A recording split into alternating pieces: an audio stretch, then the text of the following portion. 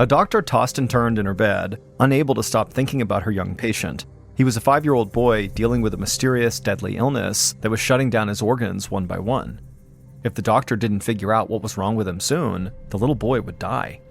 But so far, every test the doctor had run on him had come back negative, and so the doctor was sort of out of ideas, and she didn't know how she was going to face this poor boy and his mother the following morning.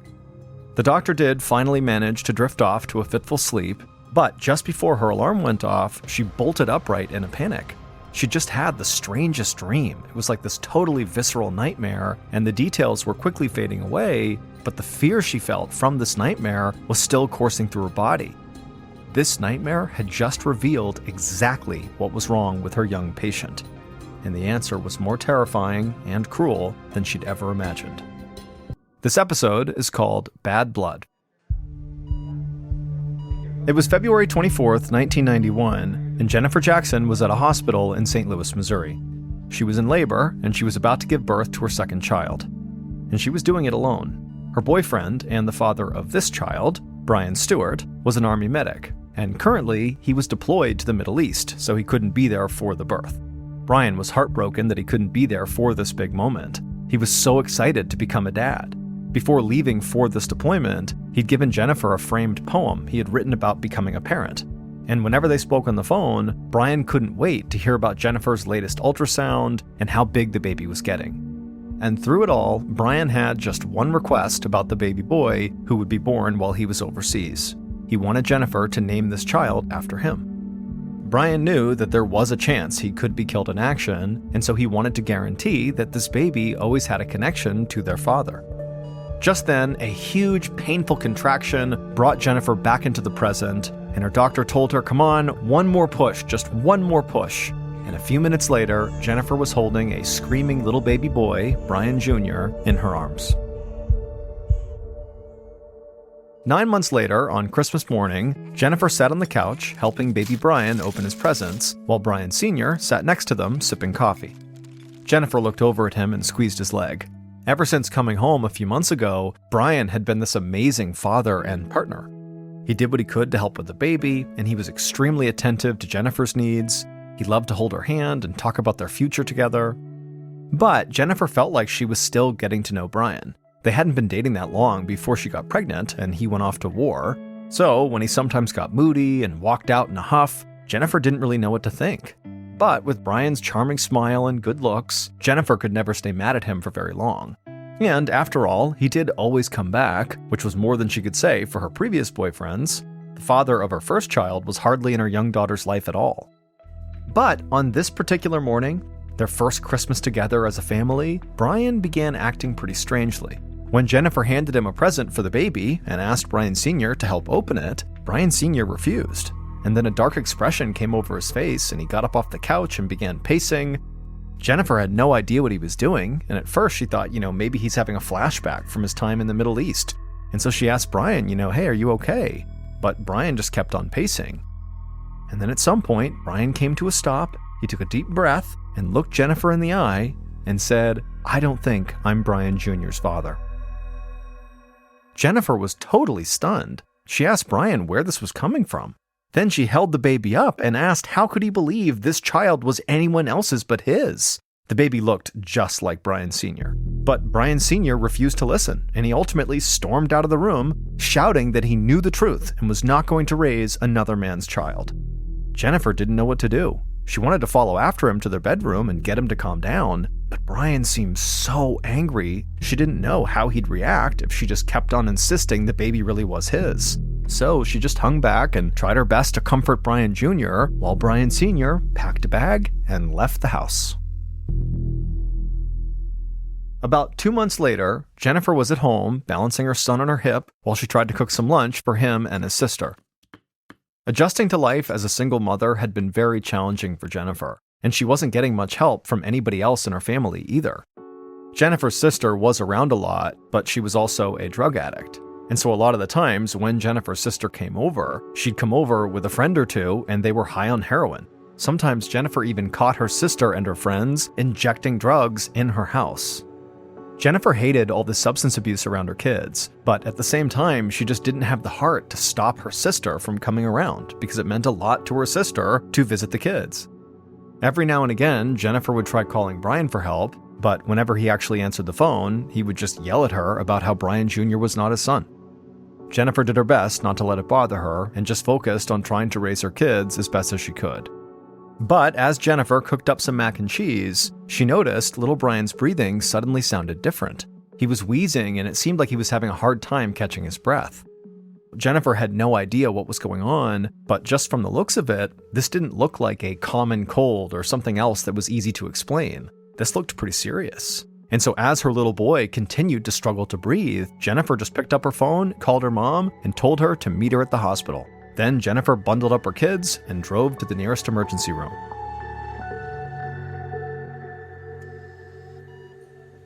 A few hours later, Jennifer was sitting beside little Brian's crib at St. Joseph's West Hospital in Lake St. Louis. The baby was hooked up to an IV, as well as all sorts of monitors that measured his vitals. Thankfully, though, he was now breathing normally. Little Brian's pediatrician, Dr. Linda Steele Green, was treating the baby for pneumonia and asthma, a chronic disease that can make breathing difficult. The doctor explained that Brian Jr. had an asthma attack, but she had given him some treatments to stabilize him. For Jennifer, this diagnosis was both relieving and kind of daunting. She now knew baby Brian would be okay, but asthma was a condition that her son would have to live with for the rest of his life. Jennifer thought about the baby's father, Brian Sr. Even though he had not been involved in his son's life since he moved out, Jennifer figured she should let him know what was going on. So she used the hospital room's phone to call another hospital where Brian Sr. worked as a lab tech. A few moments later, one of Brian's colleagues answered the call, and Jennifer told them to please find Brian Stewart because his son was at St. Joseph's Hospital.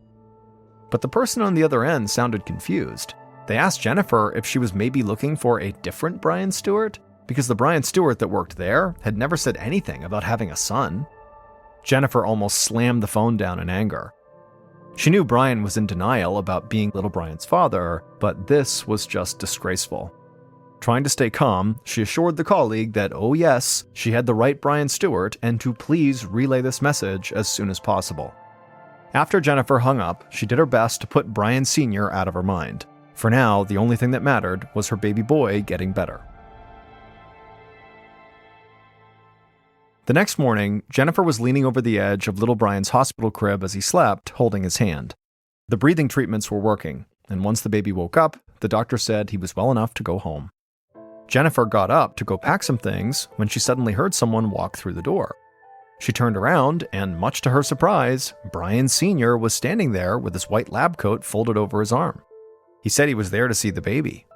Jennifer was definitely surprised to see him. She didn't really know how she felt about it, but at the same time, she was grateful that her ex-boyfriend obviously cared enough about their son that he was here now to visit him in the hospital. Brian Sr. placed his lab coat down on a chair and then walked over to Jennifer and gently took Brian Jr. from her arms. Brian Sr. smiled at the baby and then said to Jennifer that she should take a break and grab a snack. Jennifer smiled and took him up on the offer and headed down to the hospital cafeteria. About 20 minutes later, Jennifer was done with her break, so she stepped back into the elevator and rode it upstairs towards the pediatric floor. When the elevator doors opened, Jennifer heard the unmistakable sound of her own child screaming, and so Jennifer took off running towards her son's room. Once she got there, she found Brian Sr. sitting in a rocking chair, looking terrified and very confused. He was holding little Brian in his arms. The baby was sobbing. Jennifer tried to run over and grab her son, but before she could, nurses rushed in and put little Brian back in his bed and began taking his vitals. They said his blood pressure and pulse were much higher than normal. A moment later, little Brian's pediatrician, Dr. Steele Green, came in to examine him. Jennifer stood off to the side, biting her nails nervously. Finally, after doing the exam, Dr. Steele Green told Jennifer that she couldn't explain why little Brian's vital signs were so off. He was stable now, but whatever had just happened definitely was not an asthma attack. So a decision was made to keep Brian Jr. in the hospital for further observation instead of discharging him like they'd planned. Jennifer turned to Brian Sr. and asked him what happened while she was gone. He just shrugged. He said everything was going fine, Brian Jr. seemed perfectly happy, and then all of a sudden, he was just crying his lungs out. Jennifer asked Brian Sr. if he wanted to stay a bit longer, but he just shook his head and said no. He said he had a lot to do and that he wouldn't be much help here anyway. Then he picked up his lab coat, and after waving goodbye to the baby, he left Jennifer alone to comfort their son. Jennifer stayed in the room with Brian Jr. for the next few days as doctors continued to monitor his progress. Finally, Dr. Steele Green said it was safe for them to go home now. As Jennifer strapped her son into a stroller, the pediatrician told her to look out for asthma symptoms. But beyond that, her baby boy should be just fine. 4 years later, in the spring of 1996, Jennifer ran a bath for Brian Jr., who was now 5 years old. After the frightening hospital visit when he was an infant, Brian's childhood had actually gone as normally as it could. But he hadn't actually seen his father again since that hospital visit. Brian Sr. continued to deny that he was the child's father, and he very clearly did not want to be involved in this baby's life anyway. Jennifer thought ultimately it was for the best. It was Brian Sr.'s loss. Jennifer and Brian Jr. were getting along just fine by themselves. Once the bath was ready, Jennifer squirted some soap on a washcloth and began to get Brian cleaned up. But as she scrubbed him, she noticed something strange. They'd gone to the park earlier, and Brian had gotten a couple of scrapes and cuts like all kids do, but they looked really red and swollen. And some fresh mosquito bites that he had gotten at the park looked huge and inflamed. It was like his body was not properly healing itself. Jennifer helped her son out of the bath and put some bandages on his wounds, and as they walked to his room to get ready for bed, Jennifer noticed Brian Jr. was now walking strangely, like he was having trouble keeping his balance. Jennifer held her son's hands to try to help him walk, and she noticed his palms felt clammy. So Jennifer took his temperature, and she was shocked to see the thermometer read 105 degrees. Even though Brian Jr. had just been in the bath, Jennifer knew Brian's body temperature should not be this high. This was a potentially lethal fever, and he needed medical attention right away.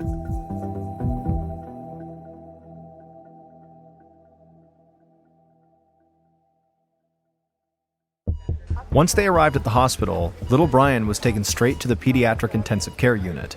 Jennifer did her best not to panic, as a team of doctors, including Dr. Steele Green, hooked up Brian Jr. to a bunch of monitors and stuck needles in his arms for IVs and blood tests.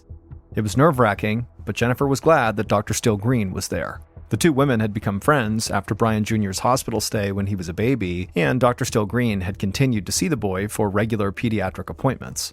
Jennifer was very confident that Dr. Steele Green would be able to help her son. By the end of the day, little Brian had been stabilized, but the doctors still didn't know what was wrong with him. Dr. Steele Green promised Jennifer she would run every test she could, and hopefully they would have an answer in the morning. That night, Jennifer lay awake on the couch inside of little Brian's hospital room, listening to her son's heart monitor beeping. Jennifer had been trying to stay optimistic, but it was now clear that little Brian was seriously ill. But still, Jennifer knew that Dr. Steele Green would do everything she could to figure out what was wrong.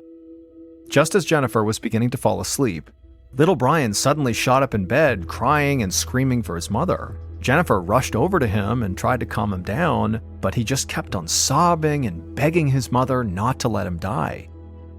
Jennifer promised her son that he'd be okay. The doctors would figure out what was wrong with him, and they would fix it. She said this over and over again and held her son close until finally little Brian did drift back to sleep. A few days later, Jennifer sat beside little Brian's hospital bed, gripping his hand as he slept. Ever since he'd been admitted, Jennifer had barely left her son's side. Little Brian was in extremely bad shape, and Jennifer didn't want to be away from him in case something really bad happened. Over the past few days, little Brian had grown weaker and weaker as his organs began to shut down one by one. His skin had grown jaundiced and yellow because his liver and spleen were not working properly, his ears were infected, and his digestive system had almost entirely shut down. And the doctors really had no idea why any of this was happening. They had tested little Brian for everything they could think of, even diseases that had been largely eradicated or only existed in other countries. Everything had come back negative. As Jennifer went down her mental checklist of all little Brian's symptoms, trying to come up with some explanation that kind of made sense, she heard a knock at the door. Dr. Steele Green opened it up and stood in the doorway with a very somber look on her face. She walked in and took a seat in a chair next to Jennifer. Jennifer could see tears forming in the doctor's eyes, and a pit began to form in Jennifer's stomach. She knew that whatever news Dr. Stillgreen had, it would not be good. In a quiet voice, Dr. Stillgreen told Jennifer they had finally figured out what was wrong with little Brian. It was something so unlikely, she would have probably never figured it out on her own. The only reason she'd even thought to test for it was because the possibility came to her in a nightmare. As she slept, a series of frightening images came into her mind. She saw blood, then she saw needles and test tubes, then she heard the squeak of a rocking chair and the sound of a baby crying. Then she was wide awake, sitting upright in her bed, finally having an idea of what might be wrong with little Brian. Normally, she wouldn't follow her dreams for medical advice, but Dr. Stillgreen had been out of ideas, and she was willing to try anything at this point. So they had gone ahead and tested Brian for this really specific, terrible disease, and it would turn out the doctor's nightmare diagnosis was correct. Brian tested positive. Now there was no more sugarcoating. Little Brian didn't have long to live. Because he'd just tested positive for the HIV virus, and it had turned into full-blown AIDS at a time when there was basically no treatments for the disease. HIV can prevent the body from fighting off even the slightest infection. The disease that the virus causes is called AIDS, and 30 years ago, it was an absolute death sentence. Dr. Stillgreen estimated Brian had maybe 5 months left to live. Jennifer was absolutely speechless. Panic raced through her mind as she wondered how this could have happened. Jennifer didn't know much about HIV, but from what she did know, you got it from having sex with someone who had HIV, or you got it from sharing contaminated needles. But of course, Brian was doing neither of those things because he was 5 years old. But then Jennifer's mind went to a dark place. Her thoughts turned to her sister, who was a heroin addict, who still sometimes used drugs in their house. Jennifer had done her best to keep Brian away from her sister when she was doing that, but she wondered if somehow maybe he'd gotten poked with an HIV-infected needle when she wasn't paying attention. Or, much, much worse, maybe a stranger who was infected with HIV had done the unspeakable and sexually abused her son.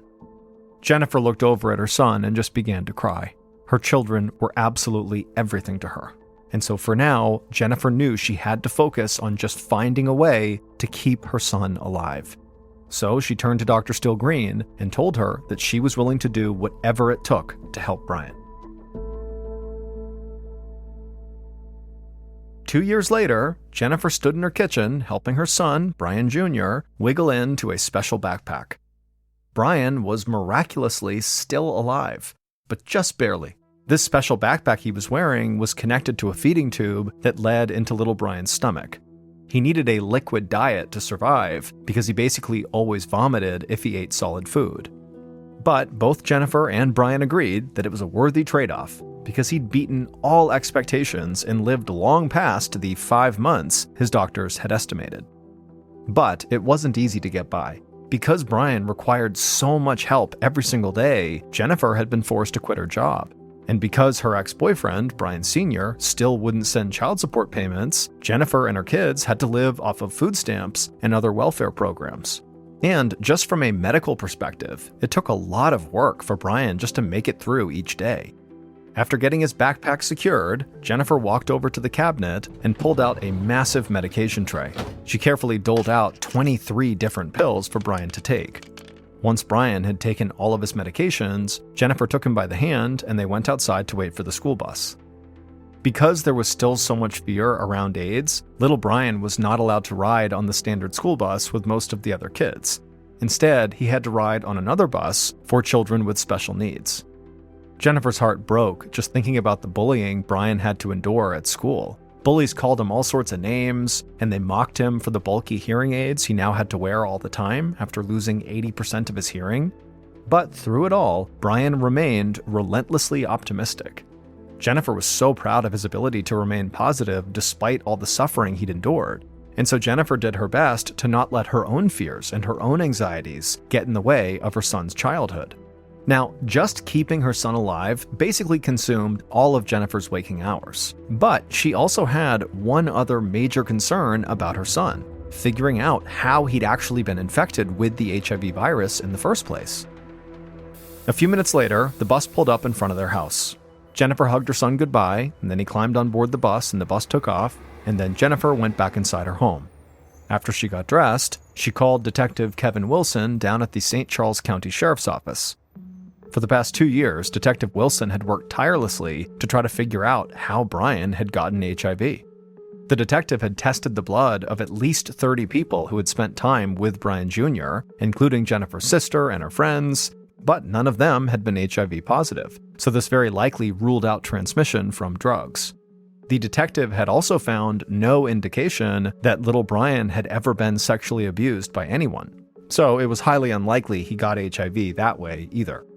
But there was one lead that Detective Wilson was still working on, and that was what Jennifer was calling him about today. Detective Wilson assured her that he was close to cracking the case, but there were still some loose ends to tie up.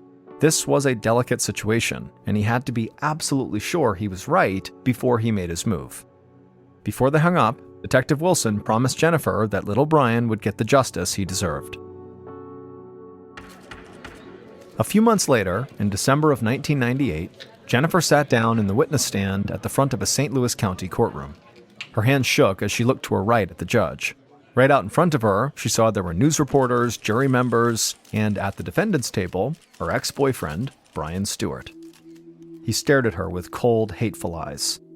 Jennifer swore to tell the truth, and then took a deep breath. Speaking into a small microphone, she explained that she broke up with Brian Sr. in 1991. She said they fought bitterly over child support payments, and at one point, Brian even threatened her. Brian insisted that Brian Jr. was not his son, and Jennifer should stop asking him to give her money because, after all, Brian Jr. wouldn't even live past the age of 5. Jennifer testified that way back when little Brian was first treated for asthma, his father showed up at the hospital totally unannounced and convinced her to leave the room to go on a break. And when she came back from that break, their son was screaming. Brian Sr. had left quickly, and that was the last time he ever saw his son. Little Brian seemed okay for the next 4 years until he suddenly developed confusing and terrifying medical problems. Jennifer's voice broke as she recounted all the painful memories. The prosecuting attorney thanked her, and she stepped down from the witness stand. Then the attorney turned to the jury and explained that the answer to this mystery could be found in one place: Brian Sr.'s job. Brian Sr. worked as a hospital lab technician who was responsible for drawing blood from patients. He had access to tons of blood samples, including blood from people who are sick with infectious diseases. Brian Sr.'s work was the missing puzzle piece. With it, the prosecution could explain exactly what happened to little Brian. It went like this. Brian Stewart was an abusive boyfriend who never wanted to be a father, even though he pretended to be very enthusiastic at first. Once he moved out, he was angry over child support payments, so he hatched a plan to make them go away. On the day that 11-month-old little Brian Jr. was supposed to leave the hospital, Brian Sr. showed up carrying his lab coat. Inside his coat pocket was a vial of blood he'd stolen from the phlebotomy lab where he worked. He told Jennifer to go take a break and he would watch the baby, and then while she was gone, he used a tiny butterfly needle to inject his infant son with that contaminated blood, hoping it would eventually kill the baby. That blood came from a patient who was obviously HIV positive. So for the next 4 years, little Brian lived with the HIV virus in his body until it transformed into full-blown AIDS. And by the time the doctors figured out what was happening, the disease had already progressed, seemingly beyond hope. Ultimately, Brian Sr. would be sentenced to life in prison. The story of what he'd done to his own baby son made international news. People were absolutely horrified, but they were also inspired by Brian Jr.'s resilience. In the years following the trial, Brian Jr. continued beating the odds. He made it through elementary and middle school. At 13, he began to find comfort in Christianity, which he said allowed him to forgive his father. Incredibly, Brian Jr. is still alive today. His diagnosis seemed like a death sentence in 1996, but with new scientific advancements, today, AIDS is actually a fairly treatable disease. Brian Jr. now works as a motivational speaker, and he runs a nonprofit called Hope is Vital that aims to reduce discrimination against those living with HIV and AIDS.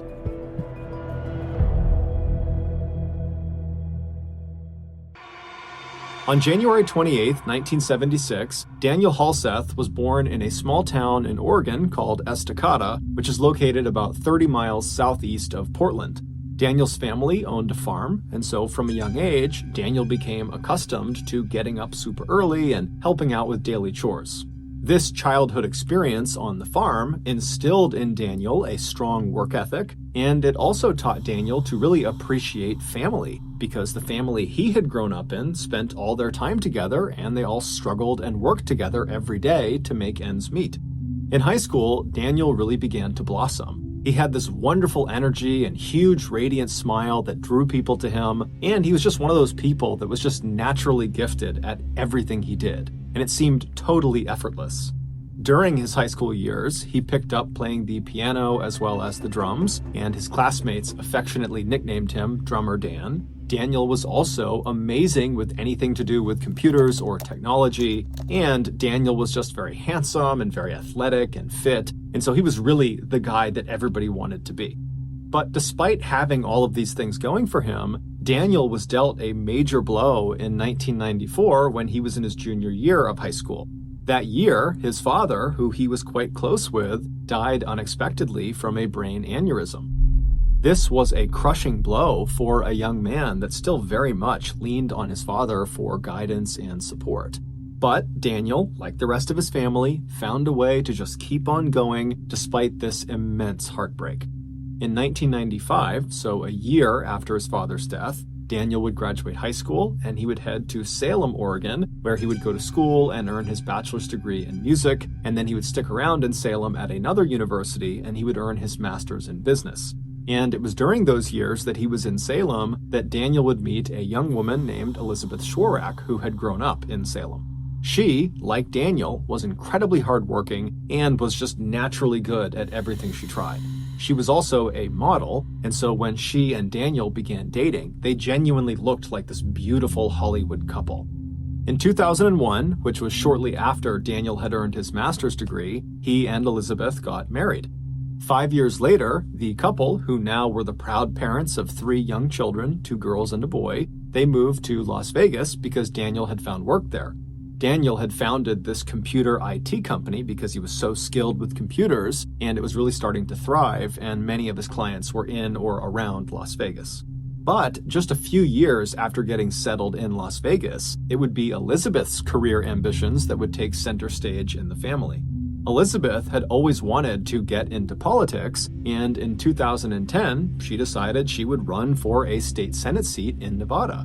But in order to do that, she would need to campaign really aggressively, which would mean she'd be gone a lot of the time, and so Daniel, who was working full-time with this computer company, he would need to keep doing that because that paid the bills, but he would also have to become the primary parent for their 3 children.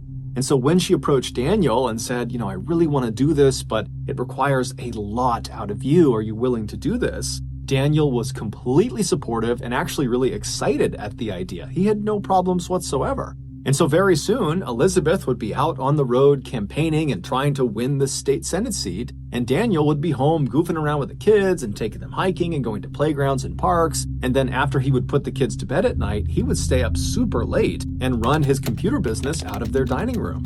And all this additional hard work and sacrifice that Daniel was making for his wife paid off when later that year, on November 2nd, Elizabeth, who had run this incredible campaign that was built on family values and wholesomeness and morality, she would win the state Senate seat, which shocked the state of Nevada. And even more impressive, she would become the youngest woman to ever be elected to Nevada legislature at just 27 years old.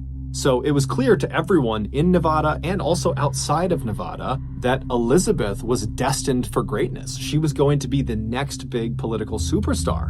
And anyone who was close to the Halseth family knew Daniel was her #1 cheerleader. He was so proud of her. But soon, the Halseth's perfect life would come crumbling down.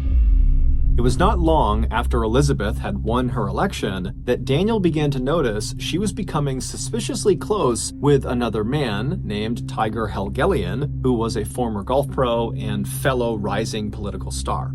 After noticing his wife constantly texting with Tiger, Daniel would actually reach out to Tiger directly and beg him to stop messaging his wife and to just leave his family alone. But the texting and the calling and the interactions between those two would not stop. And then finally, in October of 2011, so less than a year into Elizabeth's first term as a state senator, Daniel would find out that his wife and Tiger had been away together alone on this long extended work trip. And so Daniel realized that almost certainly his wife was having an affair. And so when his wife came home from this trip and she was unpacking in their bedroom, Daniel walked into the room and he accused her of being unfaithful. And the argument that ensued got very heated, but it did not become physically violent. Basically, Daniel just screamed and yelled at Elizabeth, swearing at her and kind of losing his temper completely. But at some point, Elizabeth just said, "Daniel, stop." And Daniel would actually stop. And in fact, both Elizabeth and Daniel, when they were called this night, would say as soon as she said stop, Daniel stopped yelling and he left the room. Over the next couple of days, Daniel and Elizabeth would go to therapy sessions at their church, indicating that they both were making a concerted effort to try to salvage their marriage. But on October 21st, 5 days after this big blow-up fight about the affair, Elizabeth would go to police and she would claim Daniel had touched her inappropriately during the fight they had over the affair. And so Daniel, much to his shock, was arrested and charged with something called open and gross lewdness, which is effectively unwanted touching of another person. This accusation is quite common, especially amongst people at bars who are drinking. There's lots of unwanted touching that can happen there. But interestingly, this particular charge is cited as being one of the more frequently falsely accused offenses because the police do not require any physical proof to actually arrest someone. Basically, people are, in theory, able to get other people arrested simply by claiming they inappropriately touched them, even if there is not a shred of proof. It's basically one person's word against the other. After being found guilty of open and gross lewdness, Daniel was sentenced to 6 months of probation, anger management, and he had to register as a sex offender. Shortly after he was found guilty, Daniel filed for divorce. Their divorce, which was heavily centered on who gets custody of their 3 kids, was very contentious, it was very bitter, and it was very public.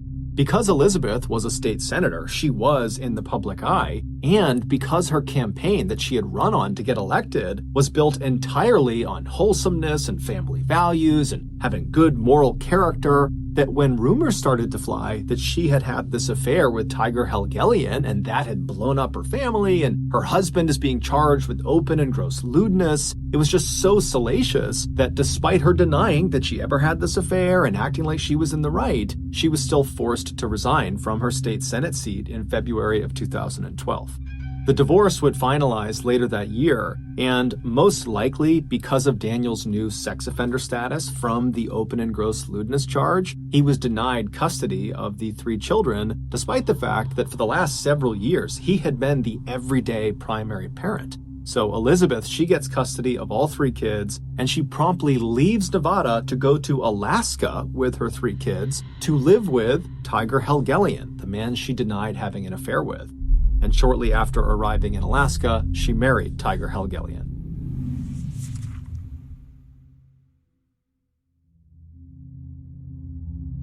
Daniel was heartbroken. It was like his life had blown up in a matter of seconds. But most devastating of all was that his kids, who he called his 3 little angels, were now so far away from him, he couldn't even see them if he wanted to. But just like he had done back in 1994 when his father passed away, Daniel just found a way to keep on going despite this horrible pain he was feeling. Over the next few years, Daniel would pour himself into his computer business and really make that his full-time effort, and he would make every effort to see his children any chance he got. But because his relationship with his ex-wife Elizabeth was not good, it was really difficult to see his kids. Eventually, Daniel would meet another woman named Bogdana, and they would actually get married. And when that happened, it seemed like in the eyes of Daniel's family, he was starting to kind of finally get his life back on track.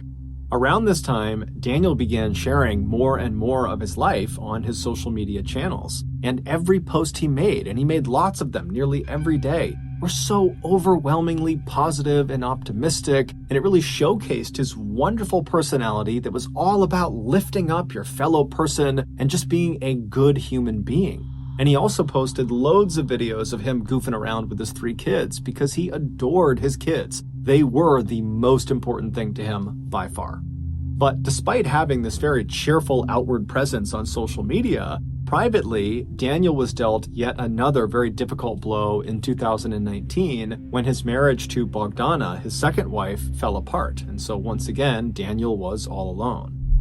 His social media posts around the time of the second divorce remained positive and very optimistic for the most part, but anytime you saw an image of Daniel actually facing the camera, you could just see a distinct sadness in his eyes.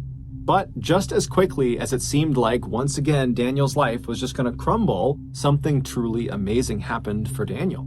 Daniel's first ex-wife, Elizabeth, and their 3 kids decided to leave Alaska and come back to Nevada and resettle in Las Vegas. This was not because Elizabeth wanted to rekindle with Daniel. It was just because she and the kids liked living in Las Vegas and wanted to come back.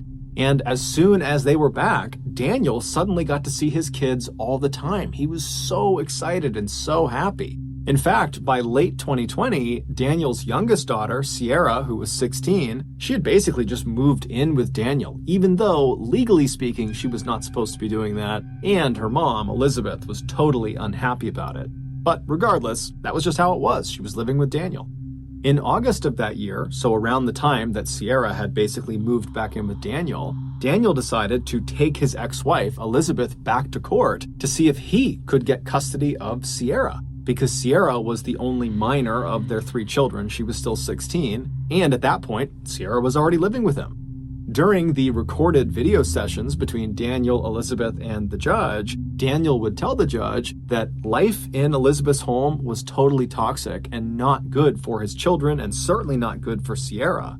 Daniel would explain to the judge that Sierra was really struggling with some mental health issues, and what she needed right now was professional therapy, something he had already enrolled her in since she had moved back in with him. Daniel also presented to the judge a letter that he said Sierra wrote that basically backed up the idea that she is better off living with her father.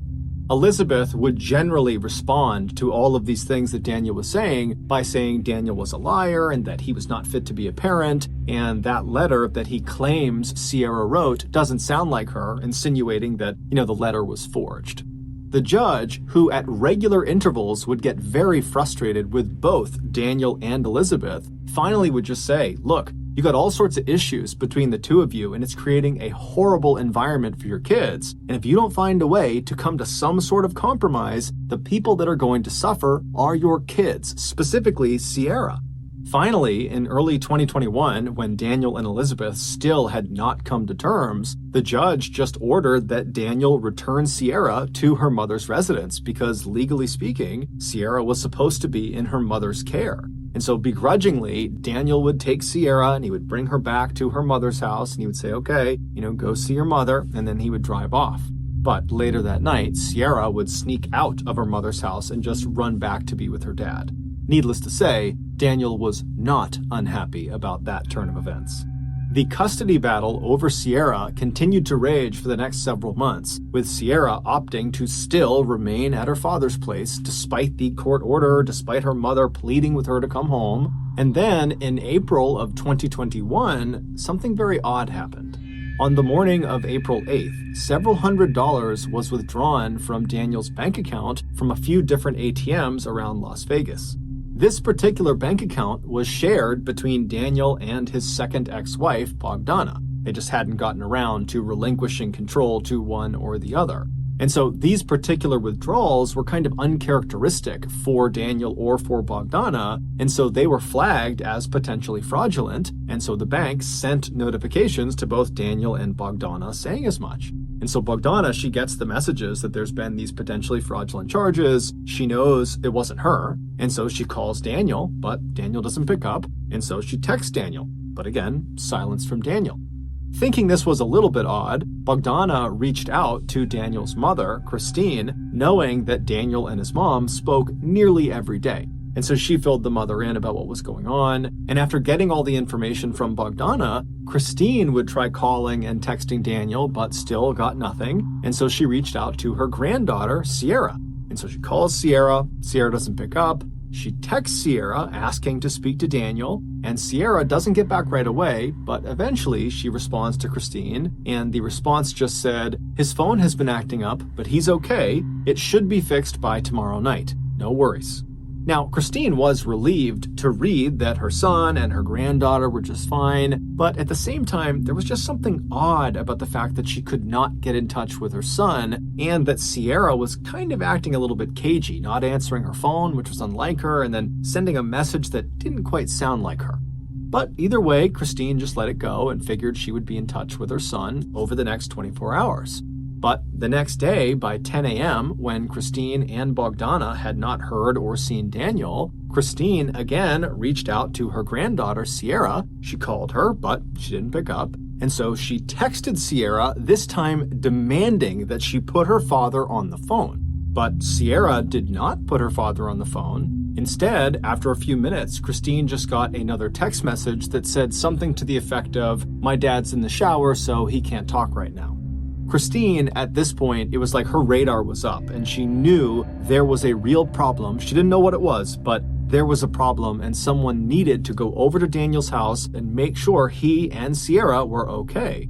And so Christine contacted a woman named Peggy Newman, who was Daniel's landlord and a close friend of Daniel, and she asked Peggy, "Would you mind going and doing a welfare check at Daniel's house?" And Peggy would say, "Of course, no problem, but I won't be able to get over there for at least several hours." So Christine said, "No problem." But as soon as she hung up, Christine just was so anxious, waiting to find out what was going on with her son, that at 1:46 p.m., when still Peggy was out running errands and had not done the welfare check yet, Christine just called the police and asked them to do a welfare check. Yeah, hi, I need a welfare check. I don't know if on who are we doing a welfare check? For my son. He's been missing for 2 days. His work's called, his family's called, I've called, his ex-wife's called, and there's nobody answering the phone, and there's nothing. Nobody can get a hold of him, and then his work called, and they can't get a hold of him, and it's really, he just doesn't act like this. But as it would happen, just a few minutes after Christine placed that 911 call, Peggy Newman and a friend of hers actually arrived at Daniel's residence ahead of the police. And so when they got there, they hopped out of their car, they walked up to the front door, and as they're knocking on the front door, they look over into the driveway and they see Daniel's car, which was a blue Nissan Altima, is not there. And so they're knocking, they're seeing the car's not there, it's totally silent in the house. And so Peggy, she reaches down and she tries the doorknob and she finds it's unlocked. So she twists the knob, she opens the door, and she and her friend step inside. Just minutes later, Peggy and her friend would come running out of the house, and Peggy would call 911 because the police weren't there yet, and she would frantically try to describe to the dispatcher what she had just seen.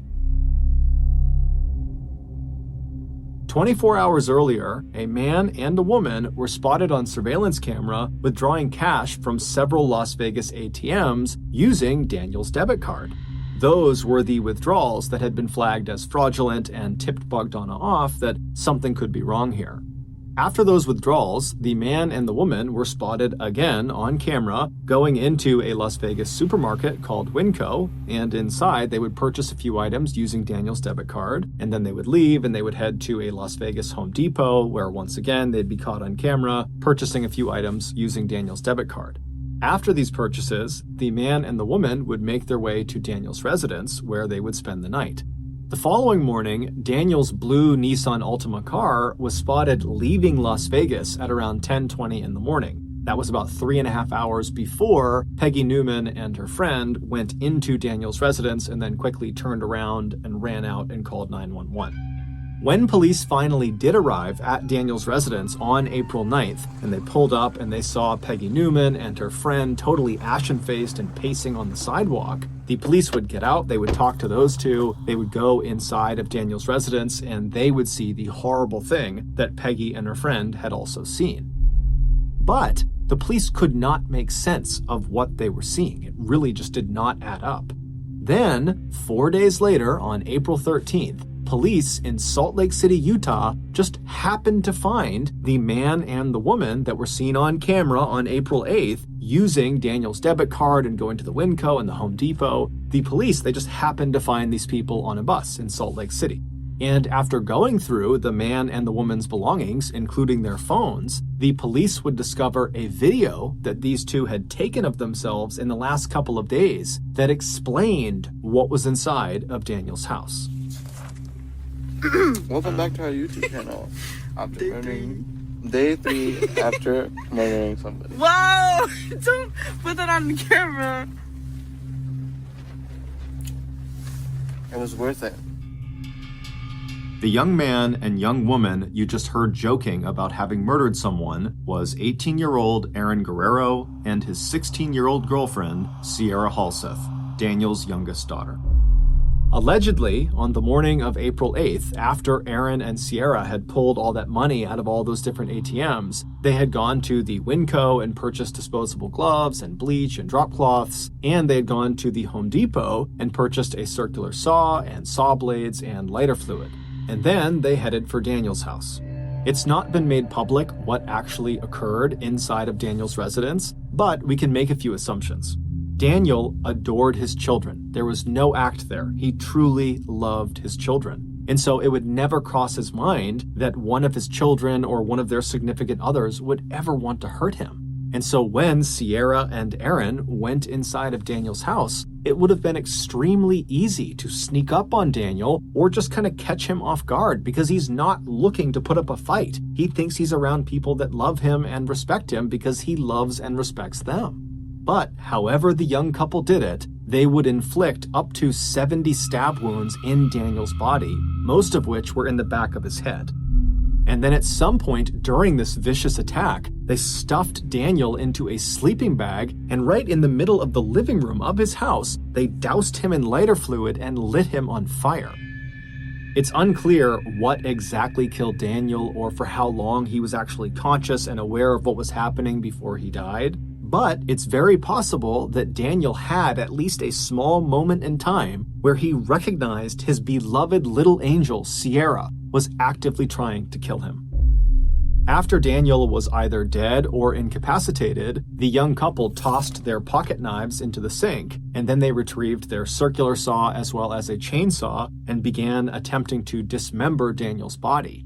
But they were unable to do it, and so they just kind of set the saws down in the middle of Daniel's home with bits of Daniel stuck on the grooves of the saw.